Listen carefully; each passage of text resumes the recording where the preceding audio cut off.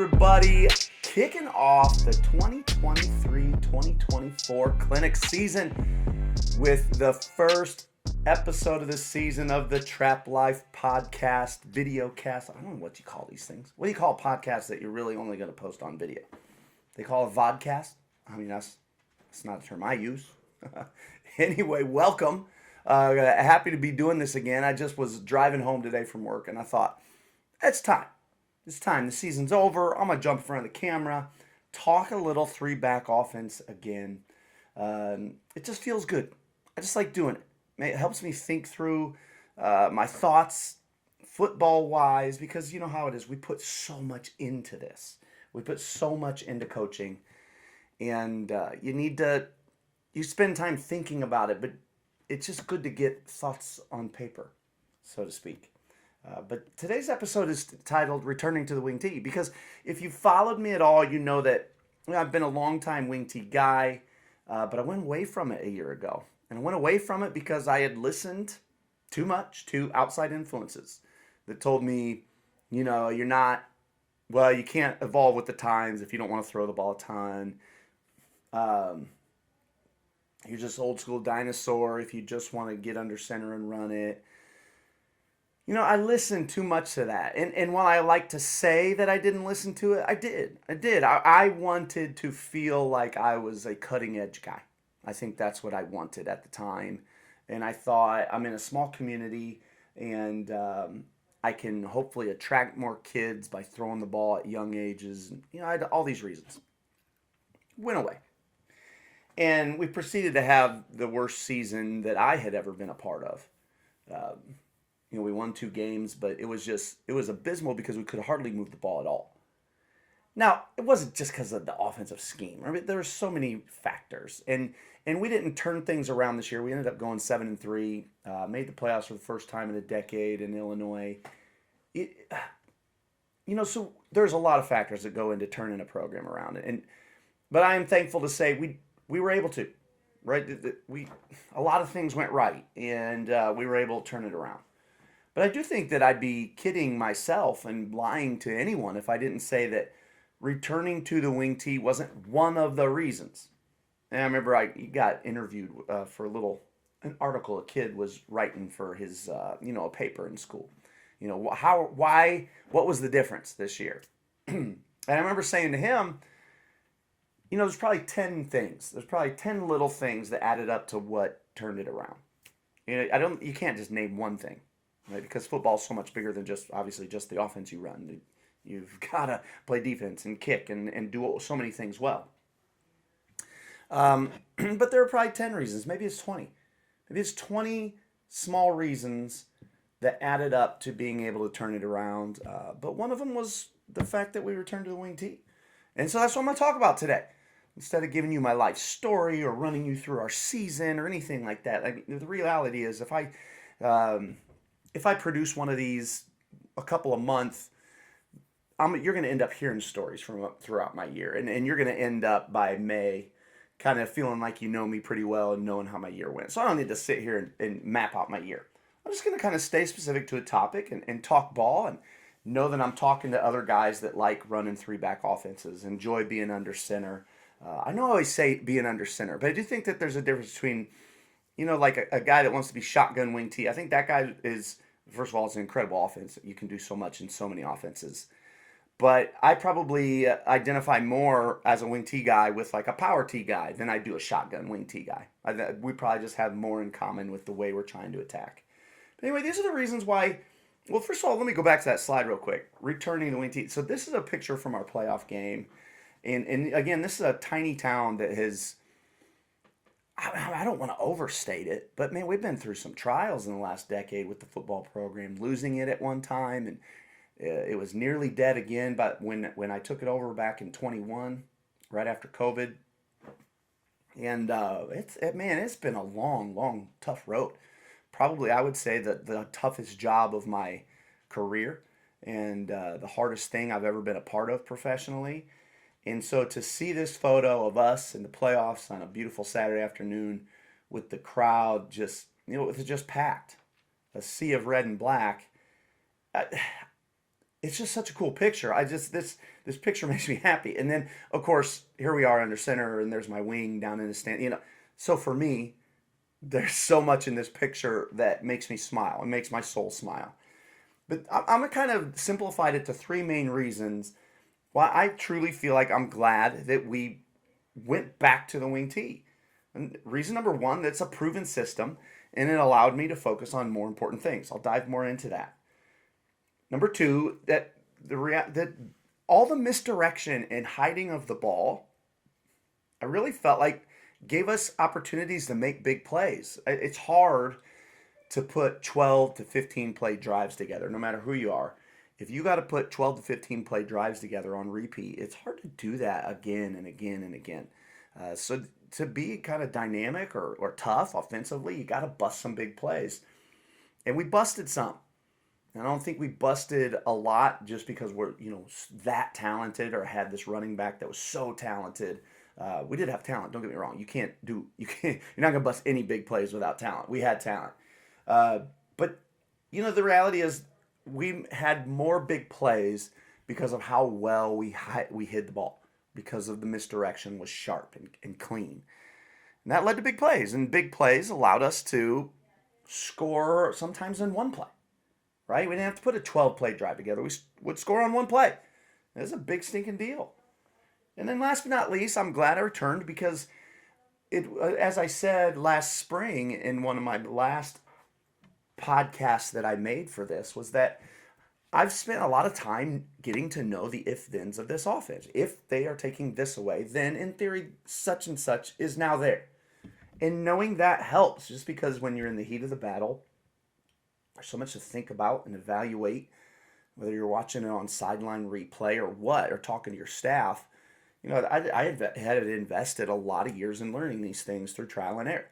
And some of them were painful lessons to learn, right? It might be a weekend long of misery I had to learn a certain lesson with because we lost a game because I didn't know this adjustment at the time. But those are my three main reasons why. So let me just dive into some of those, or to each of those, and we'll call it a day. So the first reason was that we went with a proven system. Now I know the wing tee itself is a proven system as a whole, right? So there's that. But we kind of were even more specific. We didn't just say we're going to go to the wing tee. Again, I was so, I would say wounded. I was so wounded over how difficult the last 2 years were for our football team, and how wounded I was. I truly I felt like I didn't know how to coach the game anymore. I was so wounded that I didn't want to just go to the wing tee. I wanted to go to an expert, someone who had done this time and time again. And I just said, I'm like, it's not anymore about my own ideas. I don't want to spend my year coming up with new complementary plays. Well, if they this, well, this, because this will work well. Because I think you can draw up forever. And if you spend your whole weekend drawing up plays and new plays for what they do, I just think there's a lot of stones you're leaving unturned, mistakes you're not fixing, because you can only do so much during each week, during the season. And so instead of doing all that, we just went with a proven system. And we went most specifically with Bellevue, Washington, with Butch Gontroff's system that he had run out in Bellevue, where they won or played in 13 of 16 state titles in his 16 years there. I mean, if that's not a proven system, I don't know what is. So we didn't just go wing tee. We said we're going to do wing tee, and we're going to run Gontroff's system. So luckily had some connections with Mike Morrissey up at Moline, and put us in touch with Butch himself, and we were able to spend time through Zoom with Butch learning his system. And I just felt like that was so important, because now as things got difficult in the year, because we went, after we had a good week one, in week two we get smashed. So right away you're going to start doubting yourself. What happens when you get beat, right? Because the first reaction is, well, we need to change X, Y, and Z. But because I knew we were in a proven system, I didn't have to think about changing. I knew the system works. It's been proven. So if you're not going to change the offense or the defense, then what are you going to change? And that question right there, I think is I think it's a great question. You say, if we need to change because we're not playing well right now, but we can't change the offense or defense, what are you going to change? Gosh. Well, I don't know. And for us, when I remember when we got beat for the first time, actually, I think the answer was this. 'Cause I don't even know if I knew that this was going to say what I was going to say when I first started talking. The answer for us is we're not going to change anything. We get it. We didn't play well. But we're not going to change anything. We run proven systems. And so we're going to stay the course. We're going to keep doing what we do. We're going to stay committed to who we are, keep practicing the same way. But if we're going to change anything, it's just that we've changed our mindset that we have to dig deeper. We have to focus more on these details. We have to hold the kids more accountable to fixing mistakes, finding and fixing mistakes. And so that was what it was for us. It was no longer you're not playing well, what do you change? It was you're not playing well. How do we get better? How do we play better? If you're not going to change the system. So I just think that it was so important for us, for our program. You know, every program is different, and you as a coach, you get to do whatever you want with your program. For us, running someone else's system that had already been proven, it was no longer about, Nate, do you have great ideas? It wasn't my ideas. This is what we're doing. And so now my only challenge as a coach, you know, if you were to coach by yourself, it'd be easier because there's no other influences. But now you're coaching with these guys that are probably your friends, and they're smart too. And you're getting influences by these guys that are close to you that may want to change something or may want to make adjustments. And you have to be able to go, man, I see all this and these ideas are great, but we're just gonna stay the course. And that was our commitment this year. Was we worked so hard in the off season. Let's see this through. Let's see this through to the end. A full season of sticking with it, even when it wasn't looking so great. And there were moments where we were pretty nervous about it. And so that's why, number one reason why I'm glad that we went, not only just wing T, but to a proven system. That's why I'm so thankful that we went to that, because it allowed us to stay focused on sticking with a plan, because we knew our ideas weren't bad. You know, because they weren't our ideas. It was someone else's ideas that were already clearly very awesome. The second reason was the use of misdirection and hiding the ball. And this picture right here is a great example of it. That's our guy, our main guy. He's a senior. That's Cooper. And Cooper averaged like 18 yards a carry. Actually, with our playoff game, we got beat in round one. He wasn't able to get loose quite as big. I'll bet his average might have come down to 15 or 16 yards a carry after that. But, I mean, that's an incredible average. And he rushes for over 1,000 yards on not that many carries because how well we hide the ball. And Cooper's a good running back. Like, he's got good speed, and he really learned how to run hard and run well in traffic this year, which I think was just the biggest difference for him in his past years. But I was happy that he was able to have that senior year. But make no mistake, because of the power of misdirection and hiding the football and making it look like three guys have the ball rather than just one, it made us more difficult to defend. That's plain and simple. And it's not even close. It's not even you cannot do it as easily out of a quote-unquote spread type of offense, right? Well, you can't do it as easily because a lot of times you only have two backs or sometimes one. So the fact that three guys could come running out of one space and running fast, and that for a moment, even just a moment, you couldn't tell which one of the three had the ball, that's an advantage for us. We're splitting your defense, right? 11 guys can't chase one. You have to split your forces.